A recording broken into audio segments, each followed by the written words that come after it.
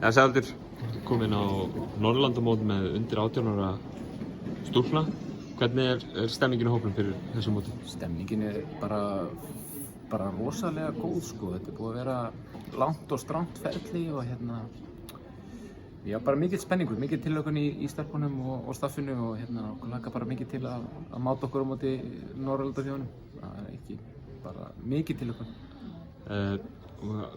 Var náttúrulega ekkert leikið í fyrra út af heimsfaraldri COVID-19. Er ekki tilhlökkun bara ennþá meiri? Finnur fyrir í hópnum þessum? Já, maður finnur náttúrulega fyrir því.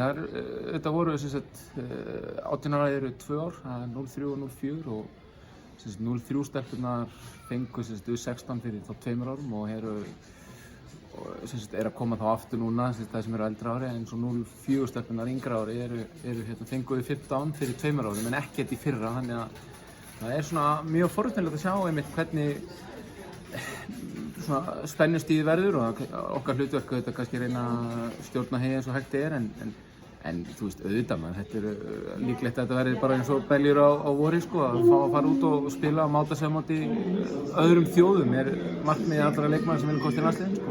Var ekki erfitt að setja saman hópinn? Jú, mjög erfitt. Já. Mjög erfitt, svo ég sé að gripa fram í það, það var bara mjög erfitt og þetta lið er bara mjög jafnt, margar góðar stelpur. Sem dæmi voru 7 stelpur í þessum hóp sem að gerðu allu eða voru mögulega valdar í svona æfingahóp fyrir allandsleik kvenna. Þannig að það er hellingstalent og mikil vinnusemi og bara spennandi að sjá hvernig þessi hópur kemur út sko. Eins og segir, gífurlega sterkur hópur allavega svona á pappír og meðan við reynslu í efstu deild á Íslandi miðað við aldur á stelpum. En það er kannski ekkert aðalatriðið að vinna alla leiki. Hver eru markmiðin ykkar fyrir?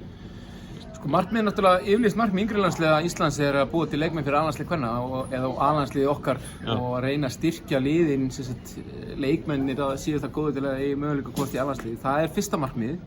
Markmið nr. 2 er að búa til leikmenn fyrir úrvalsdeildina og markmið 2 er að búa til atvinnumenn og svo þá 3. markmið er úrvalsdeild kvennafyrirgefið.